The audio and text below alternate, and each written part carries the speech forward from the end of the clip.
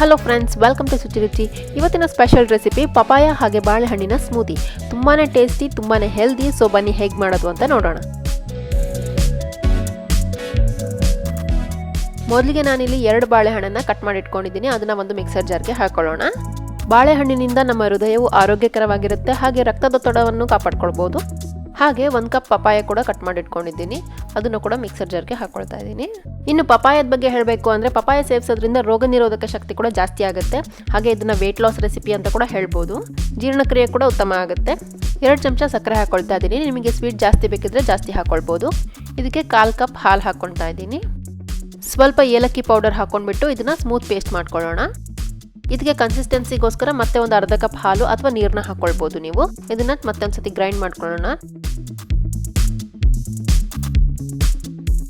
ತುಂಬಾನೇ ಹೆಲ್ದಿ, ಮಕ್ಕಳಿಗಂತೂ ತುಂಬಾನೇ ಇಷ್ಟ ಆಗುತ್ತೆ ಇದು. ಇದರಲ್ಲಿ ವೈಟಮಿನ್ ಸಿ ಜಾಸ್ತಿ ಇರೋದ್ರಿಂದ ಇದು ಸ್ಕಿನ್ನಿಗೆ ತುಂಬಾನೇ ಒಳ್ಳೆಯದು. ಹಾಗೆ ಡೈಜೆಷನ್ ಕೂಡ ಇಂಪ್ರೂವ್ ಆಗುತ್ತೆ. ತುಂಬಾನೇ ಟೇಸ್ಟಿಯಾಗಿರುತ್ತೆ ಕೂಡ. ನೀವು ಇದನ್ನ ಒಮ್ಮೆ ಟ್ರೈ ಮಾಡಿ ನೋಡಿ ಹೇಗಾಗಿದೆ ಅಂತ ನನಗೆ ಕಾಮೆಂಟ್ಸ್ ಅಲ್ಲಿ ತಿಳಿಸಿ. ನಿಮಗೆ ಈ ವಿಡಿಯೋ ಇಷ್ಟ ಆಗಿದ್ರೆ ಲೈಕ್ ಮಾಡಿ, ಶೇರ್ ಮಾಡಿ. ಹಾಗೆ ನಮ್ಮ ಚಾನಲ್ಗೆ ಪ್ಲೀಸ್ ಸಬ್ಸ್ಕ್ರೈಬ್ ಮಾಡಿ. ಹೊಸ ವಿಡಿಯೋಗಳ ಅಪ್ಡೇಟ್ಸ್ಗಾಗಿ ಬೆಲ್ ಐಕಾನ್ ಕ್ಲಿಕ್ ಮಾಡೋದನ್ನು ಮರಿಬೇಡಿ. Thank you.